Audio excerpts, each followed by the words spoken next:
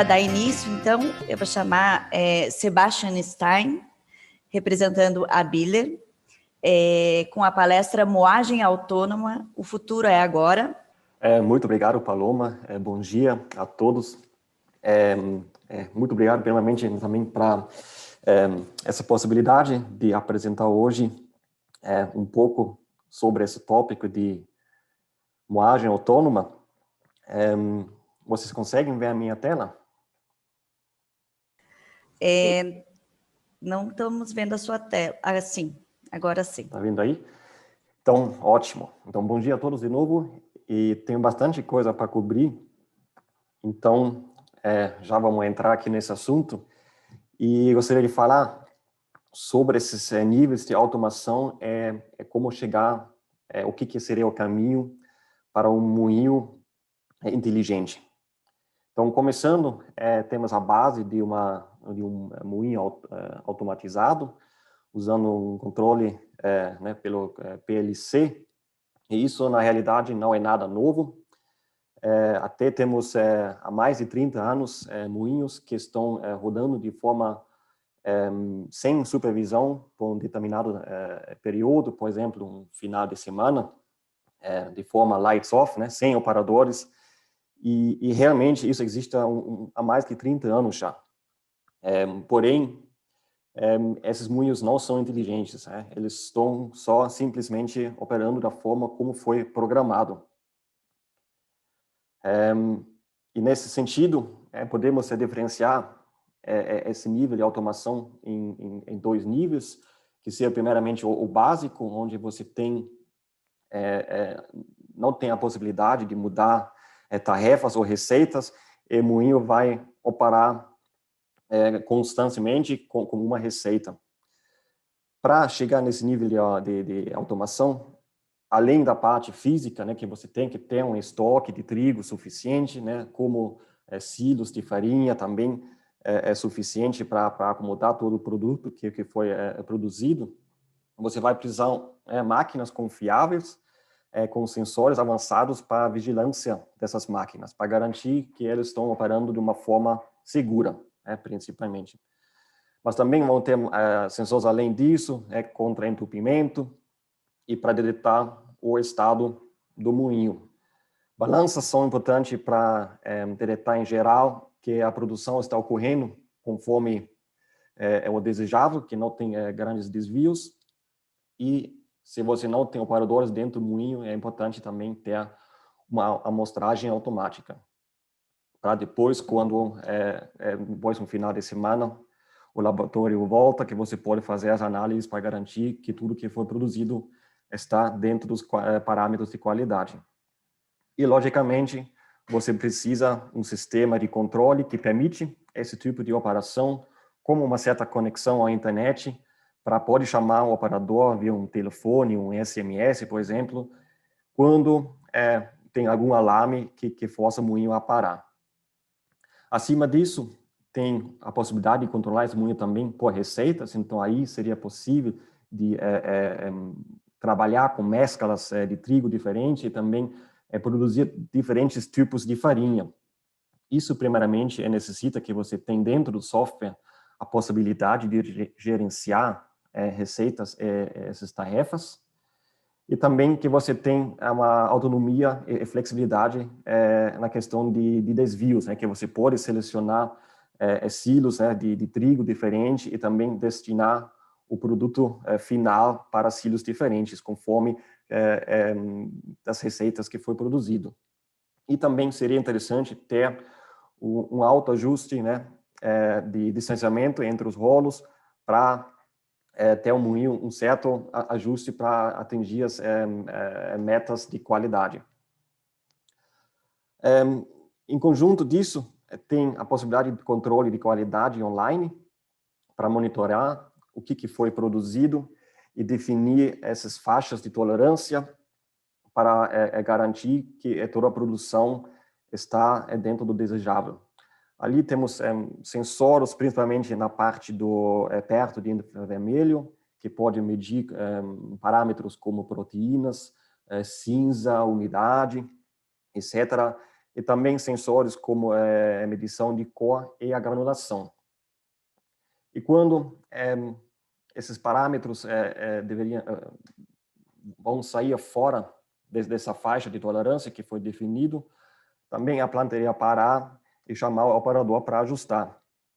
Mas, nesse contexto, ainda estamos falando de uma planta que não está inteligente, porque ela só vai produzir da forma que foi programado, né? Ela não tem essa possibilidade de realmente se autoajustar. Aí, falando sobre o segundo nível, que tem uma certa sobreposição com o primeiro nível, nós falamos sobre sistemas de assistência. Então, basicamente a criação de dados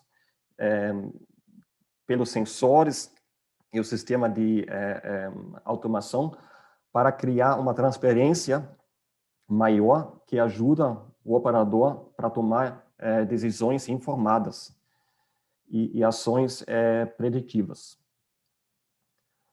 Aí, como funciona isso? Primeiramente, você tem que coletar essas informações pela automação, esses sensores, e transferir eles um banco de dados, onde você vai armazenar esses dados, e depois você pode analisar esses dados e agir. Agora, isso é possível de forma manual, vamos dizer, que é a parte de análise, que um operador vai olhar, detectar um desvio e depois agir, mas com a forma de digitalização e tendo a possibilidade de criar algoritmos inteligentes, a gente pode até automatizar essa análise e ajudar o operador para tomar essas decisões e detectar os problemas mais fáceis, até um certo ponto onde o moinho pode começar a tomar essas ações sozinho. E o que é o valor de visualizar esses dados? Primeiramente, acho que vocês sabem que você não consegue gerenciar alguma coisa que você não mede.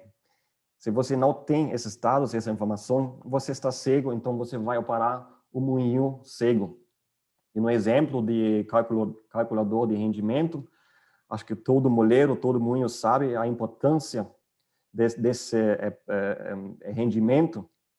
E temos aqui um exemplo de um moinho na Áustria, que quando começou a monitorar esse rendimento, durante uma época de 2 anos, eles conseguiram aumentar o rendimento entre 1% a 2%. Isso simplesmente de observar o rendimento, e quando tiver um desvio, eles foram atrás, analisando o que causou esse desvio, aí eles resolveram o problema e com o tempo passando, eles conseguiram cada vez melhorar um pouquinho mais o rendimento.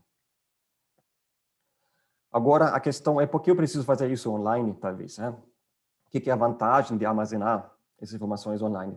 Primeiramente, você tem acesso em qualquer lugar. Então, você consegue ver essas informações em casa, ou também você pode permitir de ter acesso a essas informações em pessoas que são diferentes operadoras dentro do moinho.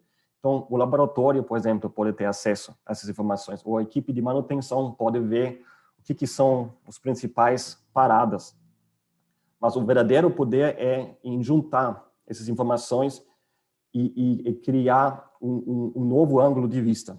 Então, por exemplo, se você pega lá, você tem o calculador de rendimento, e você está vendo que tem um desvio, e o rendimento caiu, e ao mesmo tempo você consegue ver que no consumo de energia, o ventilador do pneumático, do moinho, aumentou o consumo, e você está vendo, talvez, que nas principais paradas que você tem aumento de paradas por causa de entupimento nos pneumáticos, aí você já sabe que, bom, deve ter algum problema lá com o meu pneumático. Então, você consegue já ficar mais direcionado a procurar o problema que causou. Talvez o filtro esteja entupido, talvez precisa trocar as mangas, talvez tenha algum ajuste errado lá nas válvulas de dedo.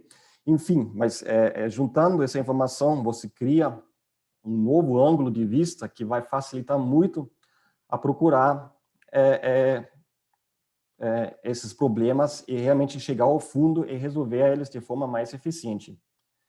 E também, usando esses dados online, você tem a possibilidade de fazer um benchmarking entre diferentes linhas e até plantas usando filtros, né, olhando para o tempo todo, né, 1 ano, 2 anos, você consegue comparar para ver como o clima influenciou a produção, etc. Então, as oportunidades e possibilidades são imensos. Dentro da Bühler, criamos a plataforma Bühler Insights, que é basicamente a possibilidade de armazenar esses dados online e também gerenciar e visualizar esses dados de uma forma mais inteligente e mais fácil. E com essa plataforma, queremos atingir 5 áreas de melhoria, que a primeira será de segurança na produção e do produto, mas também a eficiência da planta e do equipamento, aumento no rendimento, a consistência ou melhoria na qualidade de produção e redução no consumo de energia. Agora, o terceiro nível é onde começa que as coisas são interessantes, né? Onde a mágica começa. A gente está falando sobre o moinho que começa a se autoajustar. Aí a pergunta é, mas como eu posso deixar meu moinho mais inteligente? E isso não é uma coisa do futuro? Aí eu digo não.